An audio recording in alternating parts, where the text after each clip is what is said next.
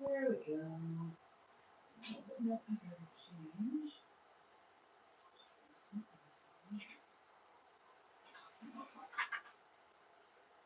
Oh, they have all these different options. Okay, but they don't need a green screen, but I don't know. There we go. So I'm trying to. Nope, it's not here. So I'm going to do the same thing, turning around, like we did last week, because it works. There's a new thing. I can even hit a green screen. Oh, really? Right from that front page. It was like, hey, do you need like the whole background? It's like, no, what I need is just a flip. Hi, good morning. Morning. Just a moment. Setting this up.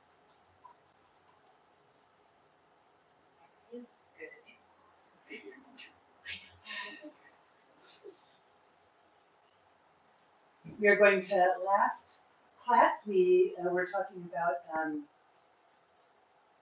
lemon balm. Today we're going to formulate with lemon balm with some plants that we don't play with oftentimes.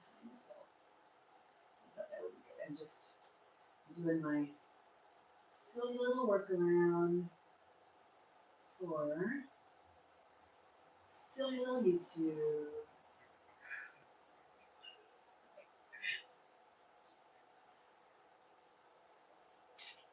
It's all just silly. Hi.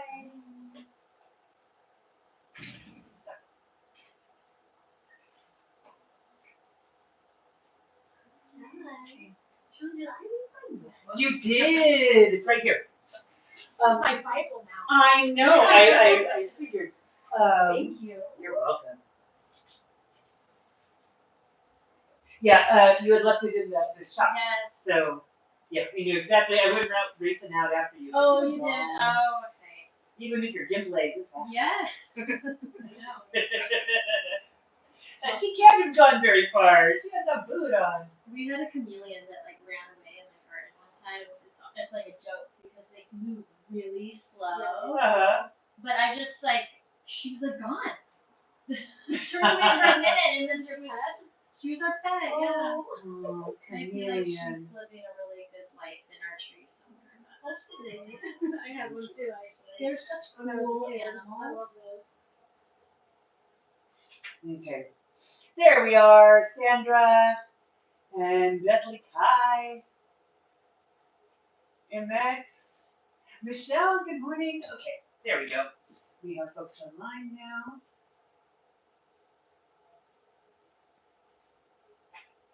You can see your comments. Good. All right. So, last class, we were talking about lemon balm. So today we're going to be formulating with lemon balm,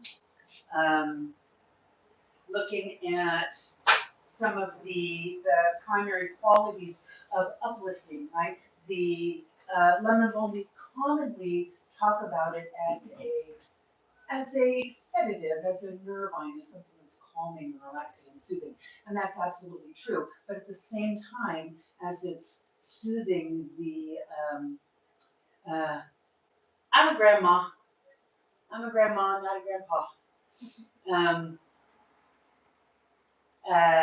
let's see. So we can take that calming and increased focus that we were talking about, right? That's some of the really cool studies on the use of lemon balm is a combination of that ability to calm physical stress while increasing clarity and focus at the same time, and calming the feelings of anxiety, but um, improving the ability to complete tasks. This is the specific studies that were done on single dosage lemon balm and increased mental clarity, specifically looking at how rapidly and how effectively they could complete specific tasks. So it's a great plant for that. So we're going to focus on that effect and on other plants that we can combine that will give us a blend that will be mood elevating, that will be uplifting, while also not being stimulating and contributing to anxiety, heart palpitation, and jitteriness, and all of that. So we have for Hannah. Hi. Oh no, good to see you. I miss you. You need to come in and see me. So we're going to start with a lemon balm. Another plant that I have in our formula is basil. And here, what we're looking at is sweet basil. We're looking at culinary basil. Now, there's a focus these days on the use of holy basil as an adaptogen, as a cephalic, as a euphoric, as an exhilarant, um, as a plant for improving clarity and focus and reducing stress response. And it's very beneficial for that. It's wonderful for that. But an important thing to remember is that all of the basils seem to do that. And in England, there has been a focus for about the past 20 years, due to some really great research, there's been a focus on sweet basil, on culinary basil, not holy basil. So holy basil, Ocimum tenuifolium, or related species, have certain qualities that are specific to holy basil, but I tend to think that the true basils, the Ocimum basilicums, the culinary basils, are really very, very similar. I just don't think there's much difference between the two of them. Hi. And that is supported by the studies that are in England. That's Oh, yay, red. You know what? I didn't even think that it was St. Patrick's Day, and I wore my green. You two were like twinsies. Yes, I should have thought about I mean, I totally did. Yes, I totally did the night dress just for y'all. And I'm so happy that you get to be here live and I get to chat with you then. So basil for focus, clarity. Is sweet basil a true adaptogen the way that holy basil is? Don't know. It may or may not be. We don't have enough information on it really for that. But I think that it is in most of the other ways. It's improving clarity and focus. It is it is uplifting and stimulating without being irritating. So I love it for that. So sweet basil, culinary basil, we're going to be adding to our formula. Also, as an aromatic, aromatics always have kind of an upward moving energy, right? It's the nature of essential oils, of volatile compounds. Volatile compounds raise up, and so they tend to kind of lift our spirits along with them. So we like that. Chrysanthemum is a third plant here. Now, chrysanthemum is a plant of Chinese herbalism. There's chrysanthemum flowers. I like the yellow flowered form. There's yellow flowered form, Wangjuan, and then there's the white flowered form. I generally tend to think they are interchangeable. There are some differences that are mostly focused on by TCM practitioners. It's important to note whenever we are talking about Chinese herbalists that I'm not Chinese herbs, that I'm not trained as a Chinese herbalist. I'm trained as a Western herbalist with a lot of knowledge of Chinese herbs, but there's a lot of nuance and specificity that that you find in the specific traditions, such as Ayurveda, TCM, Native, whatever tradition, that if you're not trained in that tradition, you don't have that knowledge, right? So there are some specific nuance and differences between the chrysanthemums, but largely when we look at chrysanthemums, they are largely cooling yin tonics. So they are plants that cool heat in the body. And if we think of heat in terms of how we experience on a psychological, emotional level, that heat, that liver fire rising is a contributor to disrupted, inflammatory emotional conditions like anger, frustration, headaches, pounding red headaches, right? So that type of energy, if that is present, chrysanthemum is very good at calming and cooling and regulating that. It is one of the superior tonic herbs of Chinese herbalism and is long associated with nourishment and regulation. And it's a yin tonic, so this is a plant that also helps to kind of balance that. Again, thinking of that imbalanced fire quality, that extreme heat.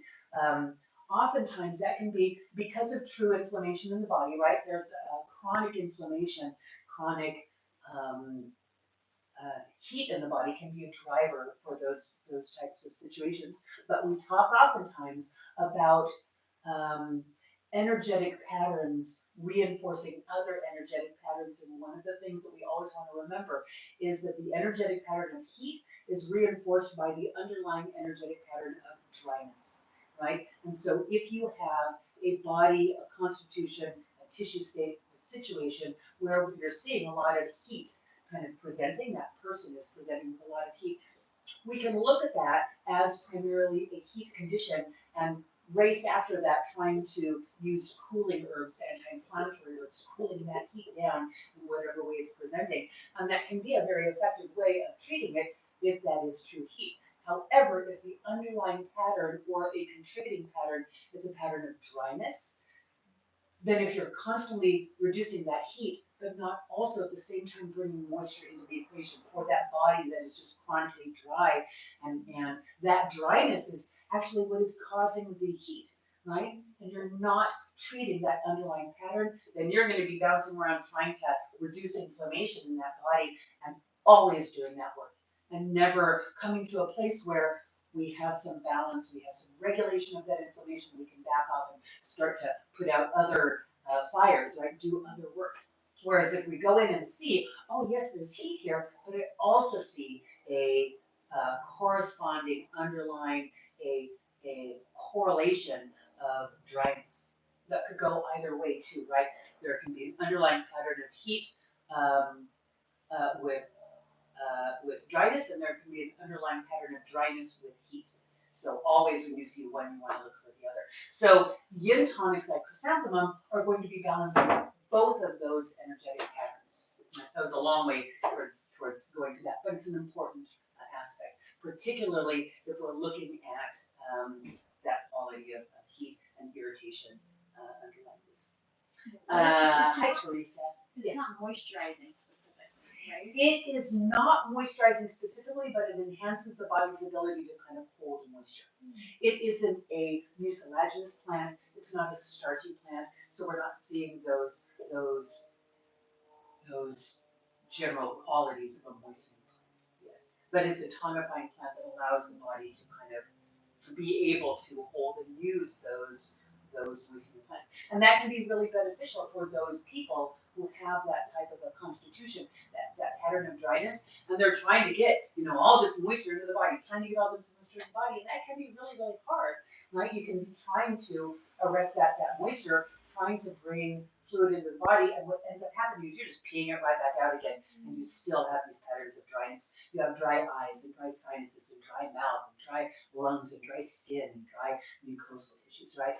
And so there's a lot of different ways that we can encourage moisture to come into the body using starchy plants, increasing salt content, and using yin tonics like chrysanthemum is another way around it. What was the TPM name of the herb?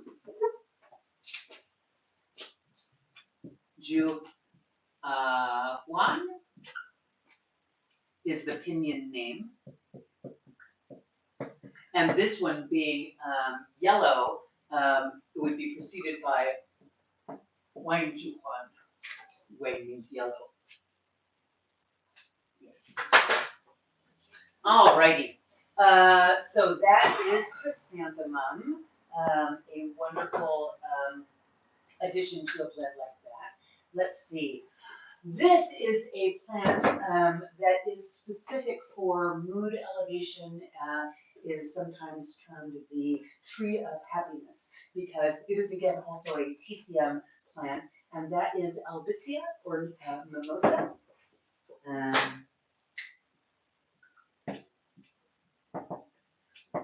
Albizia julibritsin. We use the flower, which I have right here. We also use the bark. This again is a Chinese herb, but this is an herb that is mood elevating and uplifting. It is a really lovely and gentle and very effective plant for those conditions, at those times when you just need something to get you out of the doldrums, right? You're just having a crappy life and you're just sad, you know, stuff has happened and you're just feeling really, really, really sad and life is a bummer and all you want to do is not feel that, not experience that right now, right? Sometimes, you know, deep grief, deep loss, like it's going to be there. You're going to be dealing with that probably for a long time. And sometimes you just want a day that you're like taking a break from that. It's like, can I just not deal with all of that stuff? That is fair. You're allowed to not like be sunk in the swamp of stuff, right? And I think mimosa is one of the plants that I really love for that. We're not pathologizing grief. We're not ignoring it or kind of covering it up. We're just giving ourselves a break, and we're allowed to have a break.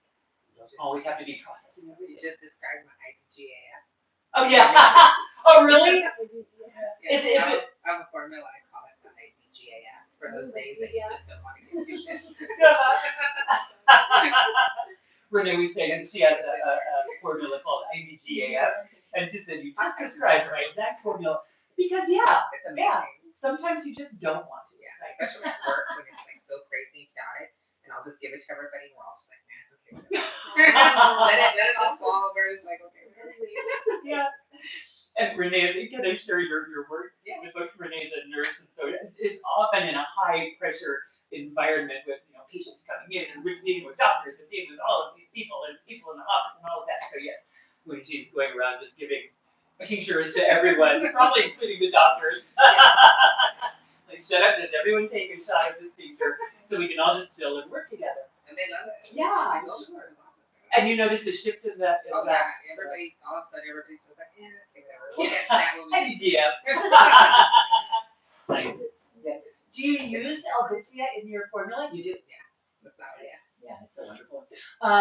So Albizia is the genus name, Albizia julibritsin. It is a really common landscaping plant. It is an invasive plant in certain areas, but very, very common.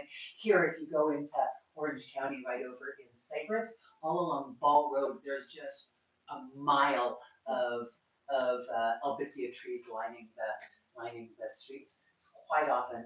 So these are the bright pink puffball flowers there. The flowers have more of an uplifting quality. They have a little bit of an essential oil, but they're bright pink, fluffy things. Where the bark is more grounding. It's more grounding. It's more stabilizing. And sometimes you need that quality. You want to ask yourself in terms of which form of the Albizia you want. Do you want that kind of upward energy? Do you want that grounding quality energy? Do you want both of those? They're all fine to use. Let's see. So that is mimosa, lemon balm. We already talked about orange peel. Orange peel is one of the plants that I really love using for uplifting because of the limonene citrus essential oils. All contain varying amounts of a terpene called limonene.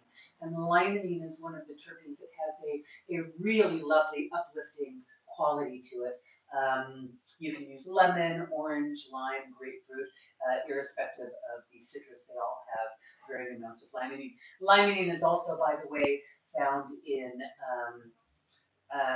cannabis, and a lot of the cannabis strains that are used for clarity and focus are specifically the ones, the sativa strains that have a higher amount of limonene and pinene and those stimulating terpenes. So orange peel is just a more direct source for that without having to use cannabis. Delicious, uplifting, happy making. Everyone loves orange and citrus. Yay! And Shyla, please. Well done. Thank you. I appreciate you. Come on, Dave. Oh, that's good.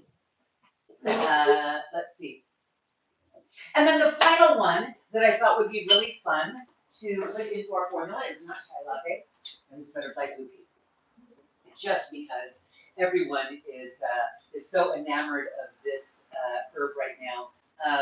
Now, there's a lot of overhyping of butterfly blue pea, especially on the internet. There's a lot of hyping of every plant, but butterfly blue pea, it's an awesome plant. It's wonderful. It's blue. How beautiful is it that we have a plant that is so gorgeously blue? That blue color is a really abundant and common pigment, right? These are just anthocyanins in the absence of an acid. That's all that's here. Anthocyanins are super abundant. We see them in red cabbage and red grapes and hibiscus and rose and most red, blue, purple colored plants. Those really, really abundant. It's just very, very rare. It's very unusual that we see anthocyanins without any trace of acids. They are generally, there's almost always going to be some type of acid present when you see anthocyanins. However, peas, the pea plants in general, are not known for their acidity. Peas don't have acids, and so here is one of the very few times that this plant has created an abundance of anthocyanins without any types of acids. And so because anthocyanins are responsive to changes in pH, the lower the pH, the more acidic something is, the more they're going to shift towards the red spectrum. And so we have hibiscus with a high amount of anthocyanins and a high amount of acids, and it's a deep red color. And we have this high amount of anthocyanins, no acids, a blue color, and everything in the spectrum in between, varying amounts of red to purple. But the anthocyanins in here aren't any more beneficial than the anthocyanins hibiscus. It's just 4 times more expensive. That's all. In fact, there's more anthocyanins than hibiscus. And you also get those organic acids, which are also very beneficial. But this is blue, and we love blue, so we're going to make something. Is there any benefit to not having acid? Or you're No. with the pH? Or? There's no benefit to not having the acid in there. There's no benefit to having just the pure anthocyanins in their blue state. Nope. Yeah, it really doesn't matter. And aside from the color, are there any other medicinal benefits to the butterfly blue pea? So the color is the benefit. And I don't mean to minimize the benefits of anthocyanins, right? Anthocyanins are wonderful. Y'all know I love myself some anthocyanins. So what do anthocyanins do? They strengthen blood vessel walls. They strengthen tissues throughout the body as a flavonoid, but they have a specificity, they have an affinity for vascular walls. So primarily when we're using anthocyanin-rich plants, we're using them to stabilize tissues, again, specifically blood vessel walls, but a wide range of them. We also use them for reduction of inflammation in the body. They can block specific inflammatory pathways, while also stabilizing those tissues and making them less responsive to inflammation. And they reduce oxidative damage, they reduce oxidation. All of those effects, stabilization of tissues, reduction of inflammation, reduction of oxidation, have a wide range of effects on the body in terms of long-term effects on disease states and inflammation and immune response and stress and all of that. But you can also get all of those effects from a handful of blueberries or a cup of hibiscus tea or whatever. It doesn't have to be from the butterfly pea. So Have you ever here's used a audio is blue for. pea in oil? You cannot extract it in oil. No, because anthocyanins are very soluble in water and they're soluble in alcohol, but they are completely insoluble in oil. So if you ever see something that says that it's butterfly blue pea and it's blue colored, it can't be that it's colored artificially. The same thing with if you see anything that is like rose or hibiscus, it's infused into oil and it's red at all. If there's any touch of red color, that is artificially colored because anthocyanins are not soluble, irrespective of what the pH is. If there's any color of anthocyanins in any oil extraction, it's automatically they have artificially colored that. So you can't chamomile oil, but that's due to the Chamomile oil is different because chamomile is blue because of the cadagiline, which is an artifact of the distillation. And Yeah, not it's not an anthocyanin. Yes, great catch there. And it has that deep blue color. But yeah, it's a completely different chemical reaction. Okay, let's see. So these are our herbs. So we have lemon balm, basil, chrysanthemum, albizia, orange peel,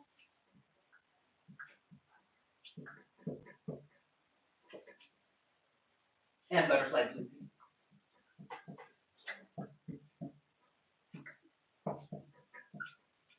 So those for our 6 herbs. Does that sound good? Does anyone have a problem with any of these herbs? Thinking, don't really want that in my life? Is everyone okay? Okay, so we will use all of those herbs in our formula, and so we could go, I mean, we can make soup with this, right? This is a perfectly fine soup recipe. If we do equal amounts of all of these herbs,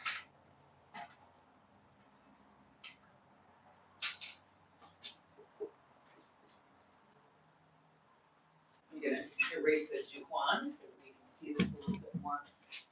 So we have lemon balm, basil, chrysanthemum, albizia, orange peel, butterfly blue pea.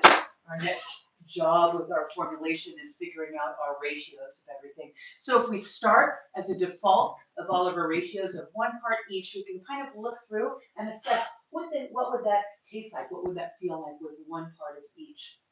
I think it might be mostly fine. Although I think I would probably like to increase the basil because basil primarily has that focus and clarity, and maybe the albizia.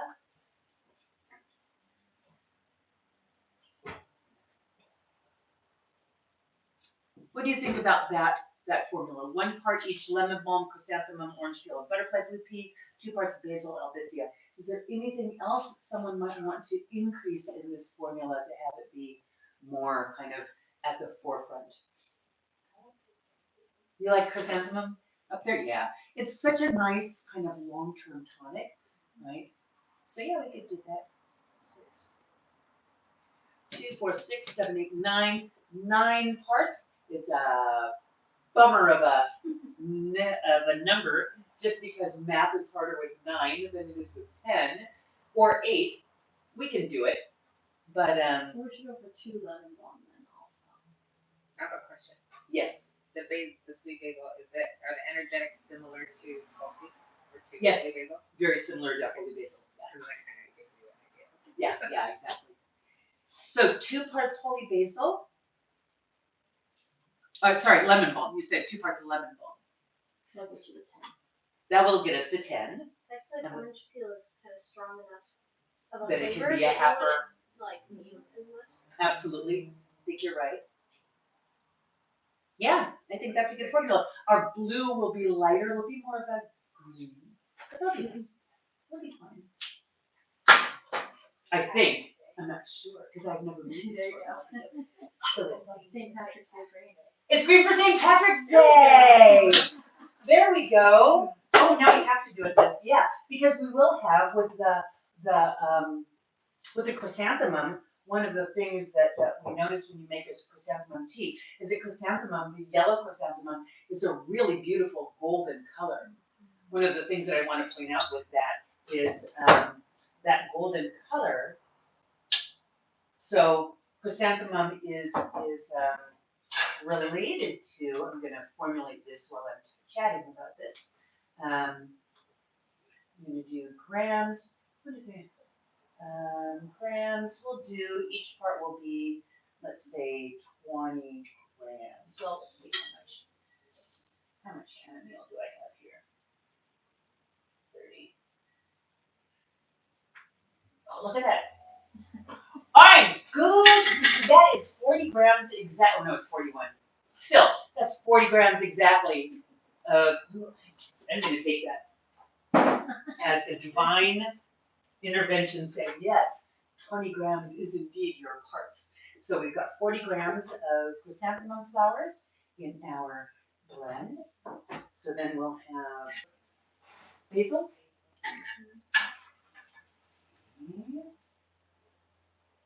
There's 20 grams of basil and 20 grams of mimosa.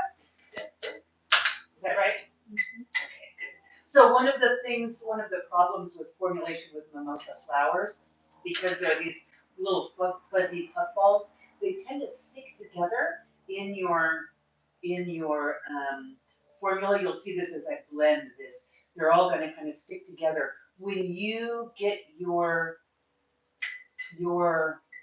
blend of this formula to take home, you're going to want to go in with your hands and break this up and physically break up the mimosa and combine it with this. I'm not going to go in with my hands right now because y'all don't want that, but you will want to break that up. Okay, so then we have 1 part of our butterfly blue pea flowers. There we go. And 1 part of our orange peel. Can we tincture this at home? Oh, you could absolutely tincture this. So if you were tincturing this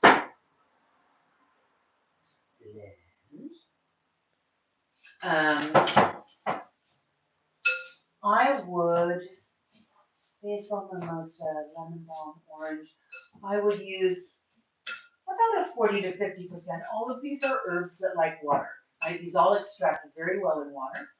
And so that is a helpful concept to keep in mind when you're looking at formulation, taking a tea blend and making a tincture out of it.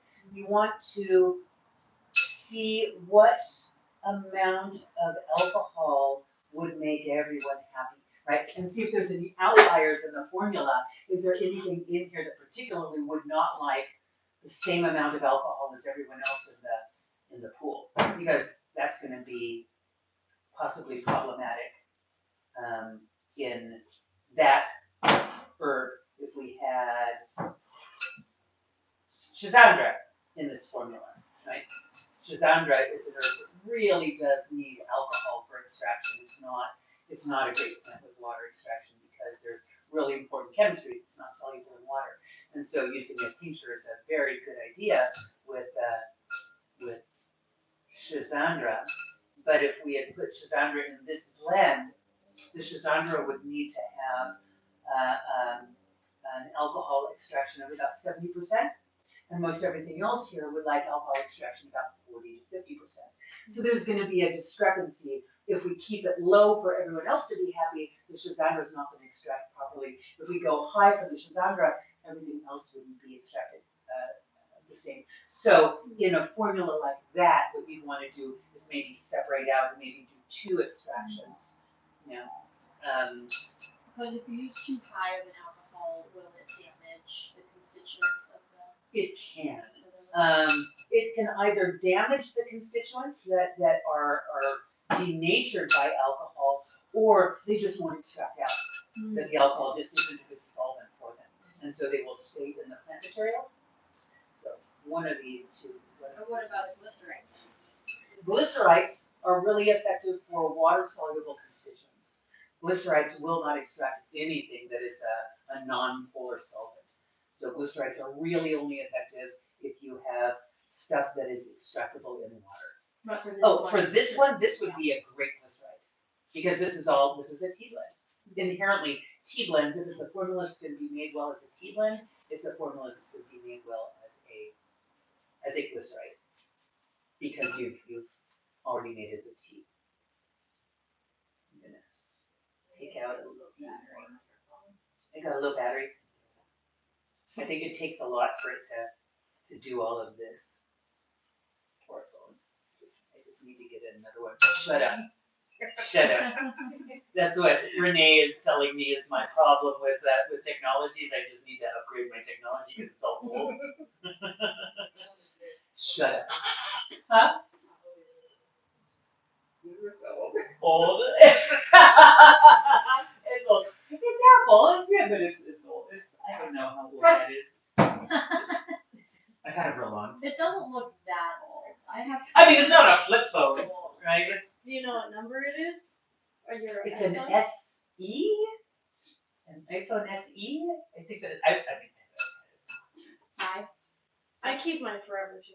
Yeah. My phone, yeah. so they're just Yeah. dead. It was same. All right, so we have our extraction going, and we do see that green coming out, that combination of blue and yellow, making a lovely green for St. Patrick's Day. We'll see. I'll let that extract a little bit longer. Okay. Oh, hey, here's hi Bobby, made it. Lemon balm, increased lemon balm. Oh, Tuco. Hey, Tuco and Kitty was also saying increased lemon balm. I'm sorry. I didn't see you there. Which basil? So we're adding. Okay, so we're using culinary basil, not the tulsi. We did increase the lemon balm to go. We're on the same page. Bobby Chung, this is a formula for, and Terry, hi Terry. We're making a mood elevating happy making blend, right? Based on lemon balm, because we did a class on lemon balm with the last class just doing a plant exploration all about lemon balm, and now we're taking that information and applying it to a formula for increased clarity of thought and focus and mood elevation, which is one of the categories, qualities of lemon balm. So that's what we're doing. We threw in all of these, and we were thinking with, I wasn't thinking, y'all were thinking through and here in the class. Besides me, we're thinking that the combination of the butterfly blue pea and everything, I mean, it really is a gorgeous green, isn't it? That is a beautiful green color. Yeah, that makes me very happy. All right, you want to try some?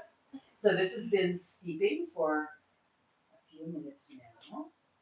You should be able to try this. I'm going to set this out here if you all want to take a bag, put your ingredients on it. You can put the formula on there so that you can remake this if you want to. And then here's the tea.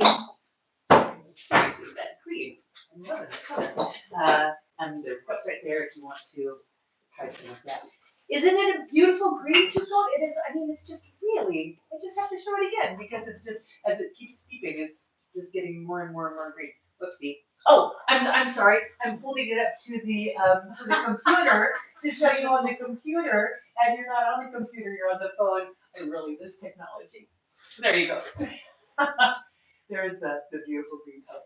There you go. So we're going to try some now.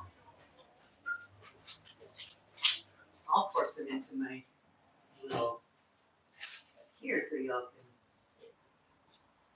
can see. Yeah. Mm. Oh, that is very nice. Very nice, mild, happy. Some aromatics, but not overwhelming. Definitely the mimosa flower and the chrysanthemum in the base give it a very neutral, kind of a nourishing flavor, and smaller amounts of the aromatics. Oh, make it just a really lovely tea. This would be a really nice iced tea blend too. This would be fun in the summer. Yeah. So this will increase, and we're seeing more as it extracts longer. We're getting more of that color coming out. So we have a beautiful, I mean, y'all can't see it because you don't have the light coming in. We have the light coming in on the side inside. All right, I'm gonna stop going on about the color. You did have a point about the. Tuco says, I'm just sitting here smiling at my phone screen. I'm so glad. What did you say? You were saying a point about the Chrysanthemum. Oh, thank you. I did, and then I used it all up, so I can't show you. The chrysanthemum is yellow. Thank you for bringing that up. I'm so glad you did. Calendula is yellow. Chrysanthemum is yellow. They're very closely related. Chrysanthemum mimics a lot of the effects of its cousins. So there's an overlay in actions of like chamomile and chrysanthemum, and feverfew and chrysanthemum, and calendula and chrysanthemum, because there are these Asteraceae family flowers that act very similarly and have a lot of similar chemistry. However, that deep yellow color in the yellow chrysanthemum is not due to the same compounds that are in calendula. So in calendula, that deep yellow color is carotenoids, primarily lutein and zeaxanthin, and that is some of the really important medicine of calendula, is the presence of those compounds. Those compounds, being carotenoids, are not soluble in water, and so when you make a calendula tea, you're not going to have a deep yellow color, because the yellow colors in chrysanthemum are primarily oil soluble. They're going to not cups. Oh, big cups right there, and then little cups over there. If you want a little lemon.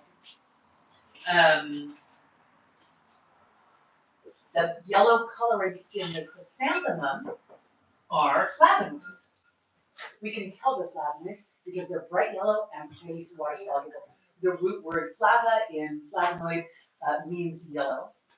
It And does? it does, yes. I keep looking at flavonoids because I keep forgetting what they are. I know, and there's such a big category. There's so many different ones. So when you see flavonoid, what you want to think is those three that we talked about today, that they're stabilizing tissue, reducing inflammation, reducing oxidation. You don't know which type of tissue is being stabilized when you are just saying flavonoid, because there's thousands of flavonoids. There's so many of them. You just know that somewhere in the body, probably multiple different types of tissue are being made stronger and healthier and more elastic. So anthocyanins are just one Or one type of flavonoid, that's exactly right. And they're not a yellow flavonoid. They're blue. They're blue red. Yeah, yeah. But they are a flavonoid. Hello. No. A little bit more. Oh, you got it. Yeah. Let's see. It says that Glenn works even remotely. Nice. Well, Tuco and Kitty, that is a really good point. And we've talked about that a little bit before in classes. That if you have a strong connection to a plant, a great example of that is lemon balm, right? If you drink lemon balm, if you're using lemon balm a lot, then even if you're watching a YouTube video, for example, and someone is using lemon balm, and you have that affinity, your body knows lemon balm, and just like looking at a beautiful thing of lemon balm can absolutely have an emotional, psychological, even physiological response, right? Because you know that, because your body has that connection already, and it's just like a person, right? If you have a person that you really love and the presence of that person just makes you really happy, just them being in the world. If you just think of that person and go, oh, that's right, this world also includes that person, that'll be like really uplifting for your heart. Like, oh yeah, that person is in the world. That makes me happy, and that is a true and sometimes even measurable response. Same thing can be true. So yeah, it totally works over the phone. Yes. I do happen to sell this Albizia for some reason. So I get Albizia from New Herbs. New Herbs is a Chinese herb supplier up in California. I live in California, so they're a close one. And they sell to practitioners. They don't always sell to the public. Then you can check them. That's where I get it. Because they have organically grown Albizia. It's good quality. And they have both the flower and the bark. It can be kind of difficult to find Albizia lately. It's very, very popular. TikTok has been like really big on Albizia. So we very commonly have people calling up and saying, I need 8 ounces of Albizia. We go through a lot of Albizia. So you can find it. You do want to be careful about common names with this. So I use the term Albizia. I would give you the pinyin name, but I'm forgetting it right now. What you don't want to go looking for is mimosa, because there's a lot of other plants that are called mimosa. So it's not the same. It's not the same. It might be. You don't know. Common names. Okay. always a problem with common names. So, and there are like psychoactive mimosas that have actually the genus name mimosa. And so, why are we using those, Julie? Wow, really? With psychoactive compounds? Psychoactive compounds, yeah.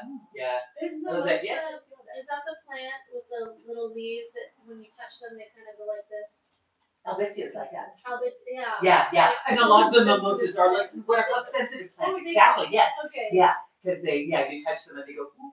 Yeah. Yeah. Exactly. Yes. Exactly. But the Albizia is a tree, right? Albizia is a It grows tree. into Yes. I have one actually out on the patio right here. It's just now re-leafing. It dropped all of its leaves as soon as it got cold. But you can see all the tiny little leaves. It's in a little pot right on this side of the first planter. You can see all its leaves coming out. So Terry says it grows here in Connecticut, considered an invasive tree. I know that it's also considered to be invasive in like Hawaii, but it's also used as a building material. That it's a really good solid wood for building, and it provides medicine. So it's lovely to have an invasive that also provides good medicine in your Sandra says it grows like crazy here in Alabama, all along the highways and interstate. So there too, yeah. So a very common invasive tree introduced here as a landscaping tree. Yeah, go and harvest it. You see those little those little pink flowers there? Grab those. They are filled with insects. When you harvest the flowers, if they've been open at all for a little while, they're going to be filled with insects. So you really do want to harvest those flowers right when they first open up to minimize the amount of extra protein that's in the flowers. All right, so there's a tea blend. What do y'all think of the tea blend? Yes. Lovely, yeah. It's just a very mild one. We could certainly change the flavor of that considerably by bringing down the kind of the neutral ones and bringing up the aromatics. A little bit more orange. A little bit more orange feel. I feel like I taste the chrysanthemum a lot. Mm-hmm. Yeah, It that tastes one, really the earthy flowery. flavor, I taste a lot. I don't taste a lot of the basil. I don't taste a lot of basil either.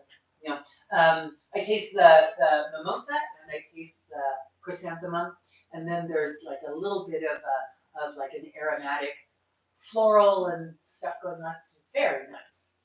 But yes, I would like more of the aromatics. I would like more of the basil and more of the orange peel. But that's why we do first formulas, so that we can kind of go back and say, okay, the next batch we're going to do will have a little bit more. All right. So try those plants. Play with a formula like that or a different formula. But think of lemon balm really when you're thinking of things for alertness and clarity and focus, particularly if there's also something like anxiety around that. It's just a really nice balance, as is the basil. It's that kind of duality that we often see in the Lamiaceae family, right? The Lamiaceae family has quite a lot of that dual and sometimes what is perceived to be opposite types of energetics. Perfect example of that is peppermint. With that, is it heating? Is it cooling? Yes, it is both, right? There's a lot of bothness in that in the Lamiaceae family. And here with the lemon balm, we do see that, right? It is very calming. It is also increasing clarity. That's a lovely combination, and it isn't actually at odds with each other. Really, if we think about our optimal mental state, it is a mental state of calm and clarity and focus. That's what lemon balm and a lot of the other Lamiaceae give us. So there you go. There's your recipe for today. Play around with that. Let me know how you like it. I'm going to, whoopsie, turn y'all around here. Boop. I have to do this because it's the stupid technology. Okay, technology stupid, but you all are fabulous. I love you. I will see you all next week. I'll see you all soon. Bye bye. Thank you, Tukan Kitty. Good to see you. You take care.